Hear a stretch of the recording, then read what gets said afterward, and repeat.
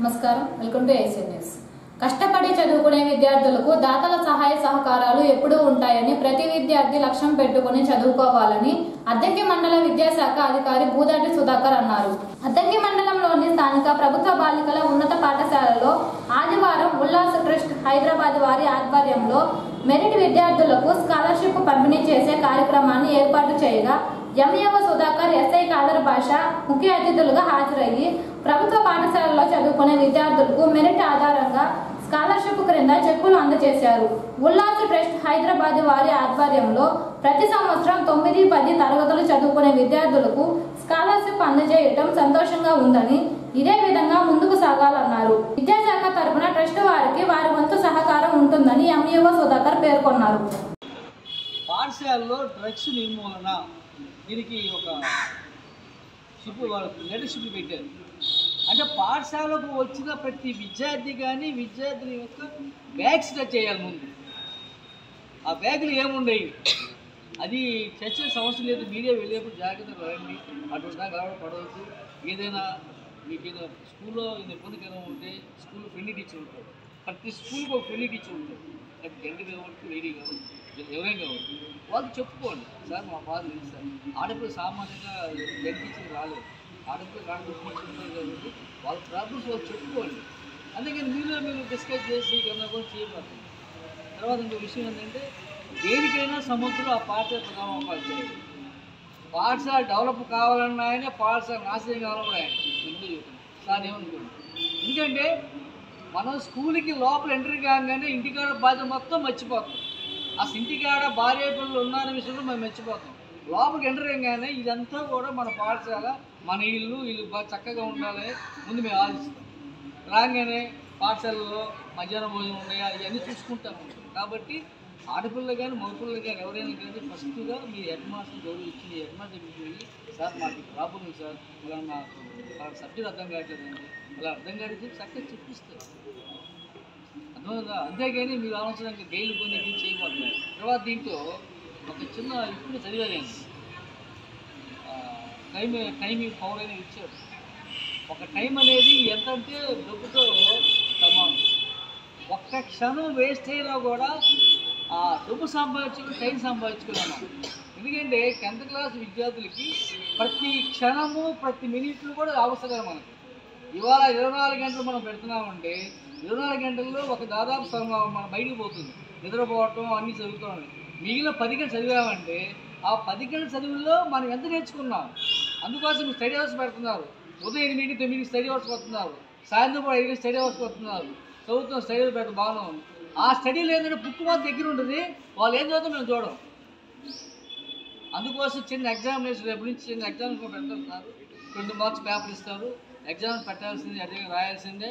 ఆ ఎగ్జాంపుల్ ఏమైనా లోటుపాటు సార్ సరి చేస్తారు టీచర్లు, దాన్ని మళ్ళీ కరెక్షన్ చదువుకోండి. మళ్ళీ అది ఏం చేశారని పడేయబడతారు. అది ఒక విషయం చెప్తున్నాను. రాబోయే ఎగ్జామినేషన్స్ మనకు చాలా కీలకం. 10th క్లాస్ ఎగ్జామ్ దాదాపు ఆల్మోస్ట్ డిసెంబర్ అయిపోయింది. ఈ వయసులో మీకు అంత అవసరం ఉంది, అవునా? అవసరం ఉందా? ఎలా చూడాలనుకుంటే మంచి నాలెడ్జ్ సంబంధించి బుక్స్ చూడండి, కరెంట్ అఫైర్స్ చూడండి, న్యూస్ చూడండి. అసలు దేశంలో, రాష్ట్రంలో, జిల్లాలో అద్దెంకులు ఏం జరుగుతుంది కనుక్కోండి, అవునా? ఈ నాలెడ్జ్, అవునా కదా? తర్వాత ఈ ఆన్లైన్ నేరాలు ఎక్కువ జరుగుతూ ఉన్నాయి. ఈ ఆన్లైన్ అనేది ఫోన్ చేయడం, ఓటీపీ చెప్పని చెప్పడం, మీ ఆధార్ నెంబర్ చెప్పని చెప్పడం, మీరు లక్కీ డ్రా గెలుచుకున్నారని చెప్పడం, ఇవన్నీ ఫేకా కాదా? ఎవరైనా మనకి డబ్బులు ఇస్తారా? తెలియని వాళ్ళు. తెలిసిన వాళ్ళే ఒక్కసారి అప్పడిగితే రెండోసారి ఫోన్ చేసి తెస్తారా? తెస్తారు, అవునా? ఎవడిస్తాడు? కొత్తలు ఎవడిస్తాడు? ఎవ్వరు మనకు డబ్బులు ఇవ్వరు. ఇవి మనం మోసపోయి లక్కీ డ్రా 4 లక్షలు వచ్చింది, మన ఫోన్ నెంబర్కి మెసేజ్లు వస్తే ఓటీపీలు చెప్పేయడం, ఫోన్లు చేయడం. కొత్త క్రైమ్ ఒకటి స్టార్ట్ అయ్యింది. అతను ఎవరో సిఐడి అంట, అక్కడప్పుడు ఇన్ఫార్మేషన్ మొత్తం వీడియో కాల్ చేస్తాడు. నేను సిఐడిని, నువ్వు అక్కడికి వచ్చావు, అక్కడ తిరిగి వెళ్ళావు, నీ బండి వెహికల్ యాక్సిడెంట్ జరిగింది, ఒక అతను చనిపోయాడు, డబ్బులు పే చేయాలంటున్నావు. వారికి ఎలా తీసుకుంటున్నారు? పలానా ముంబైలోనో బెంగళూరులో ఒక ఆఫీసులో ఒక వ్యక్తి వెళ్ళి ఆధార్ కార్డు ఇస్తాడు. ఆధార్ కార్డు ప్రకారం ఫోన్ నెంబర్ కనుక్కొని అతను ఫోన్ చేసి క్లెయిమ్ చేసి అరెస్ట్ వారెంట్ ఉందని చెప్పి భయపెట్టి లక్షలు ఆన్లైన్ కొట్టించుకుంటున్నారు. ఇవన్నీ ఫేక్. మీకు ఇటువంటి ఏమైనా డౌట్ వస్తే సైబర్ సంబంధించి సైబర్ అంటే అర్థం ఏంది? జస్ట్ ఫోన్ ద్వారా జరిగే అంతే. Very good. అంతే, ఏం లేవు. ఫోన్ ద్వారా ఆన్లైన్ ట్రాన్సాక్షన్ అంతా ఆన్లైన్.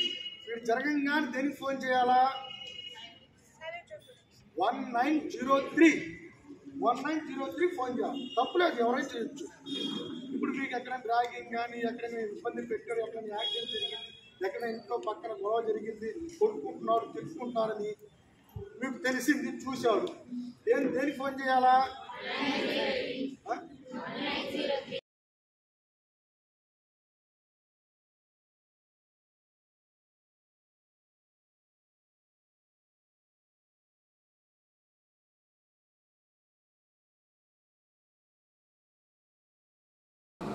క్రిస్మస్ సంక్రాంతి పండుగను పురస్కరించుకొని సింగరకొండలో ఉన్న 2 వృద్ధుల ఆశ్రమంలో ఆదివారం ఎస్ఎస్సి 1989-90 బ్యాచ్ పూర్వ విద్యార్థుల సేవా స్ఫూర్తి కమిటీ ఆధ్వర్యంలో 75 మందికి 37,500 రూపాయలు విలువ కలిగిన చీరలు, చొక్కాలు, పంచెలు, కండువాలు పంపిణీ చేశారు.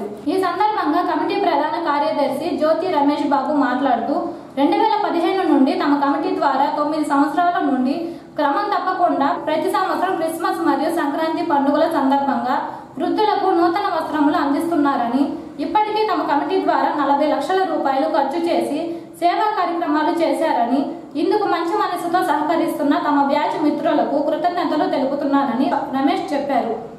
భవిష్యత్తులో కూడా ఇలానే సేవా కార్యక్రమాలు చేస్తానన్నారు.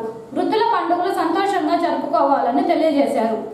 ఎస్ఎస్సి 1989-90 పూర్వ విద్యార్థుల సేవా స్ఫూర్తి కమిటీ బ్యాచ్ తరపున క్రిస్మస్, నూతన సంవత్సర మరియు సంక్రాంతి శుభాకాంక్షలు పెద్దలందరికీ. మేము సేవా స్ఫూర్తి కమిటీగా ఏర్పడి ఇప్పుడు 9 సంవత్సరాలు అయింది. అప్పటి నుంచి ఇప్పటి వరకు దాదాపు 40 లక్షల పైచులకు సేవా కార్యక్రమాలు మేము చదువుకున్నటువంటి స్కూల్లో కానీ, వృద్ధులు, అనాథలు, పిల్లలు, అదేవిధంగా అనారోగ్యంతో ఇబ్బంది పడేవారు, అదేవిధంగా మా బ్యాచ్లో ఎవరైనా ఇబ్బంది వచ్చినా చేసినటువంటి కార్యక్రమాలు దాదాపు 40 లక్షల పైన చేశాము.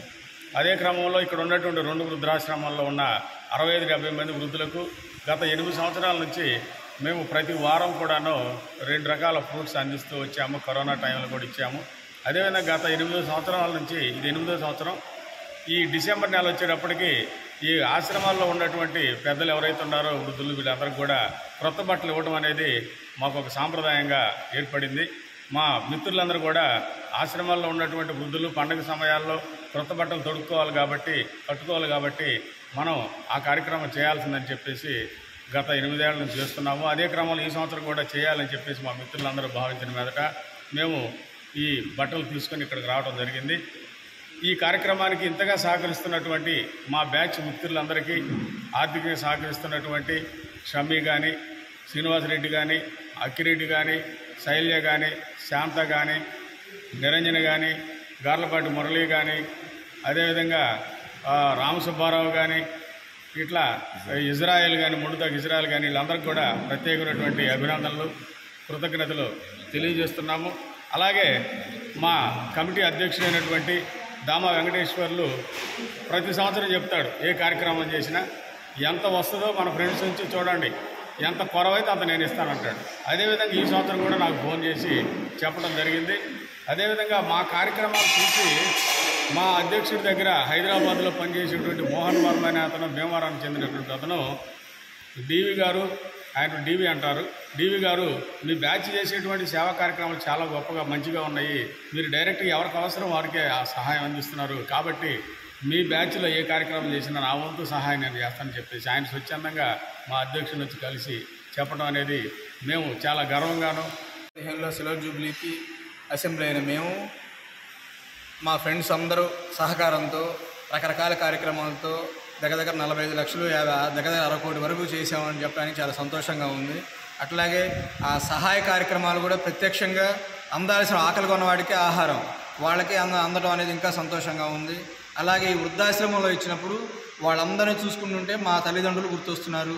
అట్లాగే ఇంటి దగ్గర నిరాదరణకు గురయ్యి అట్లా దైవ సన్నిధిలో గడుపుదామని, లేదంటే వాళ్ళ అవకాశాలను బట్టి దైవ సన్నిధికి రావడం అని జరిగి వాళ్ళ జీవన గమ్యాన్ని నిర్ణయించుకోవడం జరిగింది. వాళ్ళకి మా వంతు సహాయంగా బట్టలు, ఫ్రూట్స్, ఇంకా ఏమన్నా కావాల్సిన మందులు కానీ ఇవి కూడా సప్లై చేయడం జరిగింది. అప్పుడైతే పాత రోజుల్లో ఎవ్రీ వీక్ ఇస్తున్నాము, అలాగే ఎవ్రీ ఇయర్ సంక్రాంతి ముందర క్రిస్మస్ ముందర ఇవ్వడం అనేది జరుగుతుంది. కాబట్టి ఈ చిరు సహాయాన్ని వీళ్ళందరికీ ఎంతో కొంత ఉపయోగపడుతుందని, వాళ్ళకి సంతోషం కలగజేయడానికి మా వంతు సహాయంగా ఉపయోగపడిందని చెప్పి భావిస్తూ ఈ అవకాశం ఇచ్చిన మిత్రులందరికీ కృతజ్ఞతలు తెలియజేసుకుంటూ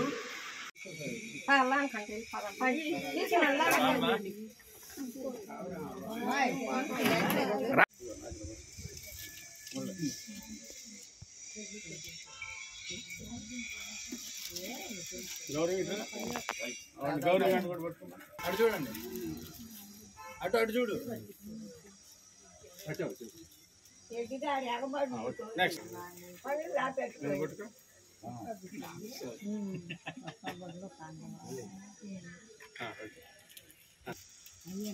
అన్నదాత సుఖీ భవ, అన్నదాత సుఖీ ఈ ఆశీస్సులు మాకు ఉండాలి.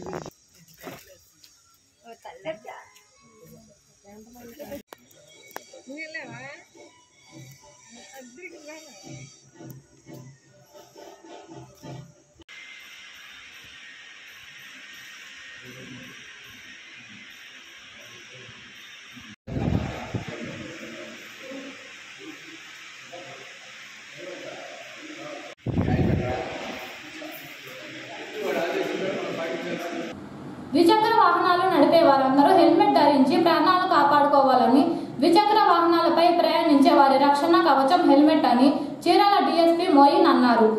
జిల్లా ఎస్పీ ఆదేశాల మేరకు మేదరమెట్లలో హెల్మెట్ పై అవగాహన ర్యాలీని ఏర్పాటు చేయగా డీఎస్పీ మోయిన్ హాజరయ్యి ర్యాలీలో పాల్గొని హెల్మెట్ పై అవగాహన కల్పించారు. ఈ సందర్భంగా ఆయన మాట్లాడుతూ ద్విచక్ర వాహనంపై ప్రయాణించే వారు హెల్మెట్ ధరించకపోవడం వలన రోడ్డు ప్రమాదాలలో ఎక్కువ శాతం మంది మృతి చెందుతున్నారని, ఇక నుంచి ద్విచక్ర వాహనాలు నడిపే వారికి హెల్మెట్ లేకపోతే అపరాధ రుసుం విధిస్తారని డీఎస్పీ చెప్పారు. హెల్మెట్ ధరించి రోడ్డు ప్రమాదంలో గాయపడిన 90% ప్రాణాలతో బ్రతికే అవకాశం ఉందని, కావున వాహనదారులు ఈ విషయాన్ని గమనించి హెల్మెట్ తప్పనిసరిగా ధరించాలన్నారు. రోడ్డు ప్రమాదాల్లో నాకు దేశంలో కానీ మన రాష్ట్రంలో కానీ జరిగే రోడ్డు ప్రమాదాల్లో ఎక్కువ మంది మరణించింది హెల్మెట్లు లేక. ద్విచక్ర వాహనాలదారులు ఎక్కువ మంది హెల్మెట్ ధరించకుండా ఉండటం వల్లే మృత్యువాత పడటం జరిగింది. కాబట్టి గౌరవనీయ మన ఆంధ్రప్రదేశ్ హైకోర్టు వారు కూడా ఈ హెల్మెట్ నిబంధనలు ఎందుకు పాటించడం లేదని చెప్పేసి మొన్న 3-4 రోజుల క్రితం కూడా క్వశ్చన్ చేయడం జరిగింది. కాబట్టి దీని మీద హెల్మెట్ అవేర్నెస్ ప్రోగ్రామ్స్ కండక్ట్ చేస్తూ ఉన్నాము. హెల్మెట్ ధరించడం వల్ల ఉపయోగాలు, తర్వాత హెల్మెట్ ధరించకపోవడం ఎంతమంది చనిపోయారు, వాళ్ళ కుటుంబాలు ఎంత చిన్నాభిన్నమైపోయినాయి, కుటుంబాలు రోడ్డున పడిపోయి చాలామందికి తల్లిదండ్రులు కోల్పోయి పిల్లలు అనాథలుగా మిగిలిపోయిన సందర్భాలు అనేకంగా ఉన్నాయి. కాబట్టి ఈ హెల్మెట్ గురించి అవగాహన కోసం, అట్లాగే ఎంవీ యాక్ట్ మన రోడ్డు వాహన నియంత్రణ చట్టం ప్రకారం కూడా ఈ అవగాహన కార్యక్రమాలు సమావేశాలు నిర్వహించడం జరుగుతుంది. దీని ద్వారా ఎంవీ యాక్ట్ ఏ రకంగా ఇంప్లిమెంట్ చేసుకోవాలి, తర్వాత మద్యం సేవించి చాలామంది రోడ్డు ప్రమాదాలకు కారణమవుతున్నారు, వాళ్ళు ప్రమాదాల బారిన కాకుండా ఎదుటి వారిని కూడా మృత్యువాత గురి చేస్తూ ఉన్నారు. కాబట్టి అట్లాంటి వాళ్ళ కోసం అందరి కోసం కూడా ఒక స్పెషల్ డ్రైవ్ ఏర్పాటు చేయడం జరిగింది. ప్రజలకు అవగాహన కలిగిస్తూ, అట్లాగే విద్యార్థులకు తర్వాత ఈ లైసెన్సులు కానీ హెల్మెట్లు కానీ తర్వాత ఇన్సూరెన్స్ చేయడం వల్ల ఉపయోగాలు కానీ మేము అవగాహన కలిగించే ప్రోగ్రాము చేస్తూ ఉన్నాం.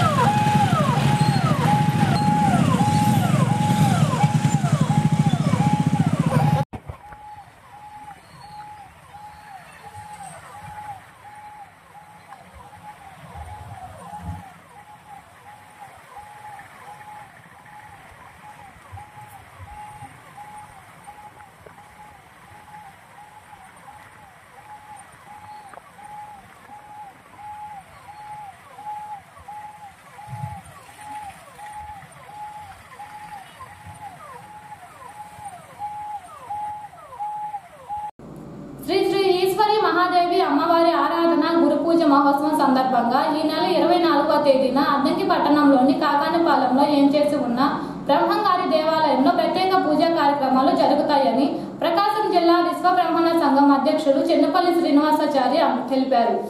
కాకానిపాలెంలో ఉన్న బ్రహ్మంగారి దేవాలయంలో ఆదివారం కార్యక్రమానికి సంబంధించిన కరపత్రాలను కమిటీ సభ్యులు ఆవిష్కరణ చేశారు. ఈ సందర్భంగా శ్రీనివాసాచారి మాట్లాడుతూ ఈశ్వరి అమ్మవారి ఆరాధన గురు పూజ సందర్భంగా మంగళవారం బ్రహ్మంగారి దేవాలయంలో స్వామివారికి పంచామృతాలతో అభిషేకాలు, గణపతి పూజ, అఖండ జ్యోతి ప్రజ్వలన, వివిధ రకాల హోమాలు, మహానివేదన ఉంటుందని, కావున ప్రజలందరూ పాల్గొని పూజా కార్యక్రమాలు తిలకించి తీర్థ ప్రసాదంలో స్వీకరించాలని కోరారు. కలియుగ దైవాంశ సంభూతుడు, కాలజ్ఞాన సృష్టికర్త శ్రీమద్ విరాట్ పోతులూరు వీరబ్రహ్మేంద్ర స్వాముల వారి పౌత్రి శ్రీ శ్రీ జగన్మాత మహా ఈశ్వరీదేవి అమ్మవారి ఆరాధన గురు పూజ మహోత్సవ సందర్భంగా అద్దంకి పట్టణం కాకానిపాలెంలో గల శ్రీ వీరబ్రహ్మేంద్ర స్వామి వారి దేవాలయం నందు అద్దంకి సంఘం మరియు భక్త బృంద ఆధ్వర్యంలో అంగరంగ వైభవంగా ప్రత్యేక పూజలు నిర్వహించి మరి స్వామివారి తీర్థప్రసాదములు పంపిణీ చేయబడును. మరి ఇప్పుడు ఎక్కడ ఏమి జరిగినా కూడా ఆనాడే చెప్పాడు బ్రహ్మంగారని ప్రతి ఒక్కరూ మాట్లాడుకున్నటువంటి కాలజ్ఞానం. మరి ఆ కాలజ్ఞానాన్ని 200 సంవత్సరాల క్రితమే ఆ మహాతల్లి మరి విరివిరిగా ప్రచారం చేసి అందులో భాగంగా అమ్మవారి ప్రకాశం జిల్లాలో కూడా మరి వారి బృందంతో పర్యటన చేసి వల్లాపల్లి, కొత్తపట్నం, ఈతముక్కల, గిద్దలూరు ప్రాంతంలో వారు పీఠాలని పెట్టి అక్కడ 50 మంది భక్తుల్ని చైతన్యపరిచి సామాజిక రుగ్మతులను రూపుమాపేందుకు ఎంతగానో కృషి చేసినటువంటి మహాదేవి జ్ఞాని. మరి అమ్మవారి ఆరాధన సందర్భంగా మన అద్దంకి దేవాలయం నందు ప్రత్యేక పూజలు ఉదయం 8 గంటల నుంచి 6 గంటల సుప్రభాత సేవ, 7 గంటలకు దేవతామూర్తుల పంచామృత వసనం, గణపతి పూజ, అఖండ జ్యోతి ప్రజ్వలన, హోమకలాపం, మహానివేదన తదుపరి తీర్థప్రసాదాలు పంపిణీ చేయబడును. కావున అద్దంకి పట్టణ మరియు పరిసర ప్రాంతంలో ఉన్న 50 మంది బ్రహ్మంగారి భక్తులు, ఈశ్వరదేవి అమ్మవారి భక్తులు, సోదరి సోదరుమణులు అందరూ హాజరై ఈ అమ్మవారి తీర్థప్రసాదము స్వీకరించి స్వామివారికి కృపకు పాత్రలు కాగలరని ప్రతి ఒక్క భక్తుల్ని కోరుతూ ఆహ్వానిస్తూ ఉన్నాం.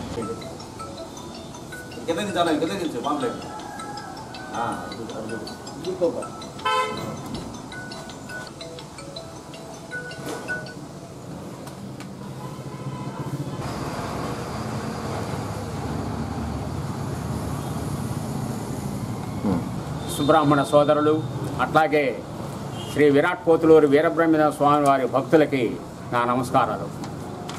రేపు డిసెంబర్ 24న కాలజ్ఞానకర్త శ్రీ విరాట్ పోతులూరు వీరబ్రహ్మేంద్ర స్వాముల వారి పౌత్రిక ఈశ్వరమ్మ మహాదేవి గారికి ఆరాధన మహోత్సవం, గురు పూజ ఏర్పాటు చేయడం జరిగింది. ఆ రోజున 24 కాకానిపాలెంలో ఉన్న విశ్వబ్రాహ్మణ సోదరులందరూ కాకానిపాలెంలో ఉన్న బ్రహ్మంగారి గుడికి వేంచేసి గుడిలో కార్యక్రమాలకు అందరూ హాజరై తీర్థప్రసాదాలు పొంది అమ్మవారి కృపకు పాత్రలు కాగాలని కోరుతున్నాను. అట్లాగే ఆ మహాదేవిని గురించి చెప్పాలంటే చాలా విషయాలు ఉన్నాయి. బ్రహ్మంగారు కాలజ్ఞానం ఎప్పుడూ చెప్పున్నారు. అటువంటి ఆమె మనవరాలు రేపు ఆరాధన మహోత్సవానికి భక్తులందరూ ఏం చేయాల్సిందని చెప్పి కోరుతూ ప్రత్యేక ధన్యవాదాలు తెలియజేస్తున్నాను. సింగరకొండలో ఉన్న విశ్వ బ్రహ్మణ అన్నదాన సత్రం కమిటీ అధ్యక్షులుగా ఆదివారం దంతనాల కనకరత్నంచారి ప్రమాణ స్వీకారం చేశారు. ముందుగా అద్దంకి పట్టణంలోని బ్రహ్మంగారి దేవాలయం నుంచి సింగరకొండ వరకు ర్యాలీ నిర్వహించారు. తదుపరి కనకరత్నంచారితో పాటు సభ్యులచే హనుమాచారులు ప్రమాణ స్వీకారం చేయించారు. ఈ సందర్భంగా వీరిని విశ్వ బ్రహ్మణ సంఘీయులు శాలువా కప్పి సత్కరించి అభినందనలు తెలియజేశారు. సత్రం అభివృద్ధికి వారు వంతుగా కృషి చేస్తారని కనకరత్నంచారి తెలిపారు.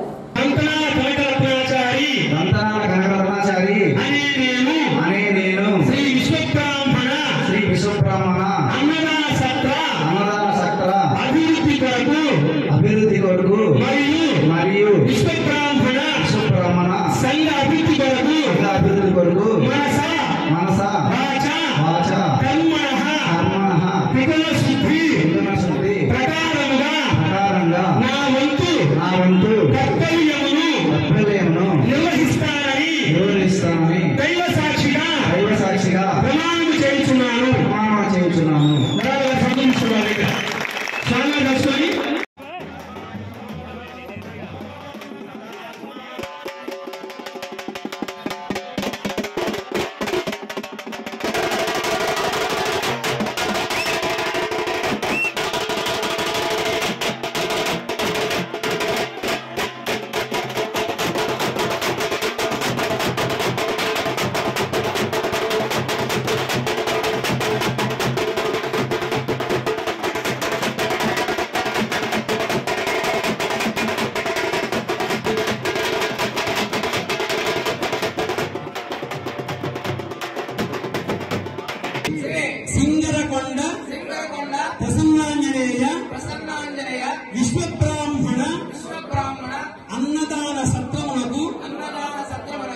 వైస్ ప్రెసిడెంట్ గా శ్రీ ప్రసన్నాంజనేయ స్వాముల వారి సాక్షిగా బాధ్యతలు నిర్వహించిన కొరకు దైవ సాక్షిగా ప్రమాణము చేయుచున్నాము. సత్యాశ్వరాశంపతే శ్రీమత్మహంతానఖండంతో శ్రీ ప్రసన్నాంజనేయ స్వామి ప్రసాద సిద్ధిరస్తు. శ్రీ ప్రసన్నాంజనేయ ఈశ్వరబ్రహ్మసంహితి సిద్ధిరస్తు. దంతనాల వారి వంశాభివృద్ధి వస్తు. సంపూర్ణ ఆయుర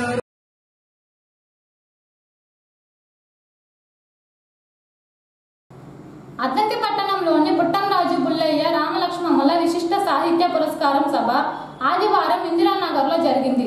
ముందుగా కాసాల నాగభూషణంకు విశిష్ట సాహిత్య పురస్కారం అందజేసి శాల్వ కప్పి సత్కరించారు. శ్రీరామచంద్రమూర్తి తనను గుర్తించి 2024 విశిష్ట సాహిత్య పురస్కారం అందజేయడం సంతోషంగా ఉందని నాగభూషణం తెలిపారు. గొప్ప వ్యక్తి డాక్టర్ కాసాల నాగభూషణం గారు. నాగభూషణం గారు గొప్ప పండితుడు. ఇప్పుడే విన్నారు, పద్య రచయితగా కూడా వారు చెయ్యి తిరిగిన వారు. ఎడు తిరిగిందని చూడకండి మళ్ళీ. అంటే చమత్కారం వారి సొత్తు, అందుకే కాస్త చమత్కారంగానే మాట్లాడుతున్నారు. పండితుడు కదా, పండా. కాబట్టి అట్లా ఆలోచిస్తే అవునవును అవును అవును అదే అదే అర్థమైంది నాకు. మాట్లాడితే విశ్వనాథ సత్యనారాయణ గారికి చేసినటువంటి ప్రయత్నం నా మీద కూడా జరిగే అవకాశం ఉంది. కించి అవతల పడేస్తారు పుట్టంరాజు గారు. విషయం ఏంటంటే, ఇలాంటి వ్యక్తి చేతుల్లో ఆముక్త మాల్యద లాంటి ప్రౌఢ ప్రబంధం పడడం అనేటువంటిది చాలా సంతోషించదగినటువంటి విషయం. చాలా సరళమైన భాషలో అందరికీ ఉపయోగపడే విధంగా వసుధ అనే ఆధ్యాత్మిక పత్రిక కోసం వీరు వ్రాయడం జరిగింది. ఇప్పుడు నేను బేసిక్ క్వశ్చన్ లేవనెత్తుతాను. ఆముక్త మాల్యద ఎవరు రాశారు? శ్రీకృష్ణదేవరాయలు రాశాడు అనేది లోకల్లో స్థిరపడింది. ఒక 60-70 ఏళ్ల క్రితం రాయలవాదులు పెద్దనవాదులు అని ఇద్దరు ఉండేవాళ్ళు. సార్కి తెలుసు ఆ విషయం. రాయలే రాశాడు అని చెప్పేవాళ్ళు ఒక బ్యాచ్. కాదు, ఇంత కవిత్వం రాయలకేం తెలుసు, కాబట్టి ఏదో అలసాని పెద్దని ఏలు పెట్టాడని మా పుట్టంరాజు గారు లాంటి వాళ్ళు అంటుండేవాళ్ళు. చాలా పెద్ద బ్యాచ్ ఉండేది అది. రాయల బ్యాచ్ పెద్దది. అంటే 2 మాటలు చెప్తా, ఒకటి సరదా కోసం చెప్తున్నా. రాయలు రాశాడు అని చెప్పే వాళ్ళకి వాళ్ళు చెప్పే ఉపపత్తి ఏంటంటే, ఈ ఆముక్త మాల్యదలో చేపల కూర వండడం ఉంది. చాలా విచిత్రంగా వండడం. చేపలలో పచ్చి మామిడికాయ ముక్కలు వేసి వండడం ఉంది. అది పెద్దలకు తెలిసే అవకాశమే లేదు, పుట్టరాజుకు తెలిసే అవకాశం లేదు, డిఎం తెలిసే అవకాశం లేదు. కాబట్టి శ్రీకృష్ణదేవరాయలకు మాత్రమే తెలుసు. తర్వాత ఇది అడగడానికి వాళ్ళు కొబ్బరి బొండాలు తాగేవాళ్ళ.